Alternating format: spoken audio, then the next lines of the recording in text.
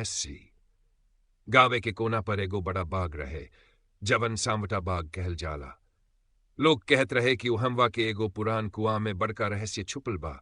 जब रात होले तो हिजा से अजीब अजीब आवाज आवे, और जेहू रात में वहां गायल ऊ कबो ना लुकल।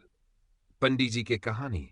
गांव के पंडित बाबा कहले, एक कुआं में एगो मनहूस आत्मा बा।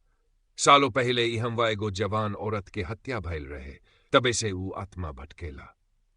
गांव के सभे लोग वहां जाए से डरत रहे, लेकिन राजू, जवन गांव के से सबले बेफिकिर और हिम्मत वाला लड़का रहे, ऊ ना मानल। भूत प्रेत कुछ ना होला, सभे बकवास बा। राजू सबके कहे लगल। रात के 12 बजे के चुनौती मुकेश और पप्पू बोल, अगर तोहरा इतना भरोसा बा त जाके देख आ बाग में। राजू हंसत कहेगल, ठीक बा, आज रात 12 बजे हम जइब और साबित करब कि कुछ नहीं खे। गांव के लोग सब मना कर रहल रहे, लेकिन राजू त ठान लेहले रहे। सांवटा बाग के अंदर रात के ठीक 12 बजे राजू एगो टॉर्च लेके अकेले बाग में घुस गए। चारों तरफ घना अंधेरा रहे और ठंडी हवा सनसनात रहे। पति के सरसराट सुनाई देत रहे और कबूतर फड़फड़ाइल। जैसे ही ऊ कुआं के लगे पहुंचल त ठंडा हवा के झोंका लागल और एकदम से टॉर्च बंद हो गयल। ई का हो गयल। राजू धीरे से बड़बड़ाइल। अचानक कुआं में से अजीब सी सरसराहट की आवाज आई। राजू हिम्मत जुटा के झांक के देखलस, लेकिन कुआं एकदम सुनसान रहे। तभी एगो औरत के कराहे के आवाज आई, बचावो, हमरा से बहुत बड़का अन्याय भइल बा। राजू के शरीर ठंडा पड़ गयल। ऊ हिम्मत करके कुआं में झांकलस त अचानक एगो सफेद साया निकल और एकदम से ओकरे सामने खड़ा हो गयल। ऊ औरत के लहरात लंबा बाल रहे, चेहरा पूरा काला जैसन जुलसल और आंख से खून टपकत रहे। ऊ हाथ बढ़ा के राजू के पकड़ ले चाहत रहे। राजू के होश उड़ गयल। ऊ भागे लागल, लेकिन जैसे ही घूमल तो देखल कि ओके चारों तरफ कई गो परछाई घेर लेहले बा। सबके आंख से आग निकलत रहे। अब तू बचना पीब। राजू के आवाज बंद हो गई। ऊ जोर से चिल्ला के भागे लागल, लेकिन ऐसन लागल कि हवाएं ओकरा रोके के कोशिश करत होके। कवनो तरह से ऊ बाग के बाहर निकल, और जैसे ही बाहर आयल तो सब कुछ शांत हो गयल। रहस्य बरकरार।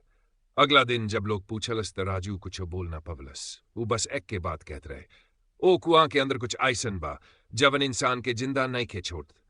आजू रात में अगर केहू सांवटा बाग के पास से गुजरे तो वहां से कराहे के आवाज आवेला, लेकिन केहू हिम्मत नहीं खे करत कि ऊ कुआं के रहस्य जाने। समाप्त। अगर ऐसने और खौफनाक कहानी चाही तो बताई।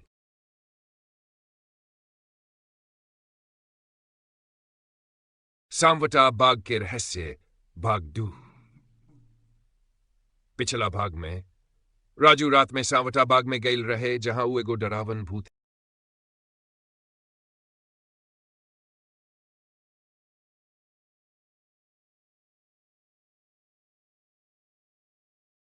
सांवटा बाग के रहस्य भाग।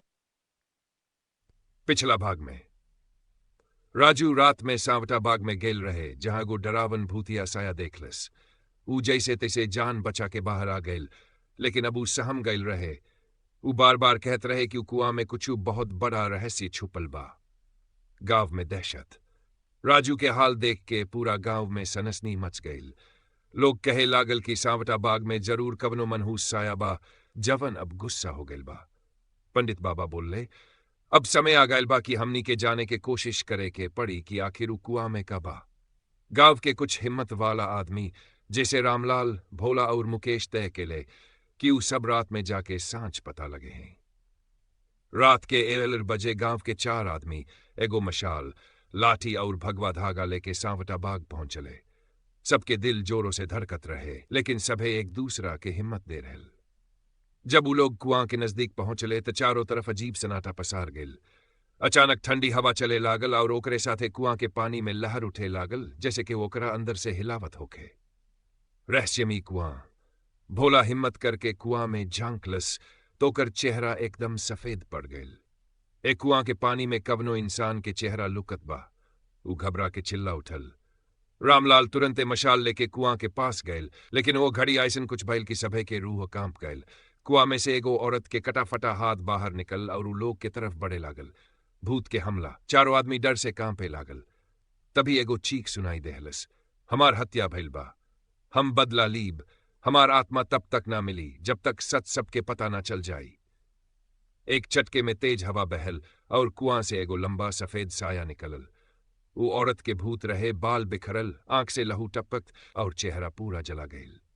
रामलाल जल्दी से पंडित बाबा के दिहल भगवा धागा निकाले लागल, लेकिन तब तक ऊ साया मुकेश के गला दबा देहलस। मुकेश तरपे लागल, ओकर आंख ललका गईल।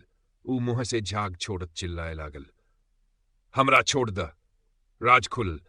भोला हिम्मत जुटा के जोर से बोले लगल, तू के हो, काहे बदला चाहत बाड़ू? भूत के आंख में एकदम से आंसू आ गए। ऊ धीरे से बोले लागल, हमार नाम कमला रहे, हम एहे गांव के रहनिहार रहनी। सालों पहले ठाकुर साहब हमके जबरदस्ती पकड़ के हे बाग में मार देले रहन। हमारा आत्मा आजो इंसाफ के इंतजार करत बा। सच के सामना। इतना सुनते ही पूरा गांव में खलबली मच गईल। ठाकुर साहब जवन अब बूढ़ हो गए रहले, ओह लोग के आवाज सुन के बाहर आयले। जब भूत ओकरा देखलस ते एकदम से गरजे लागल, ठाकुर तोहर कुकर्म के सजा अब मिली। ठाकुर साहब कांपे लगले, उनका मुंह से आवाज ना निकलत रहे। ऊ गिर गए और एक चटके में ऊ भूत ओ लोगन के सामने से गायब हो गए। दूसरा दिन गांव के लोग कमला के आत्मा के शांति के खातिर कुआं के पास हवन करवले।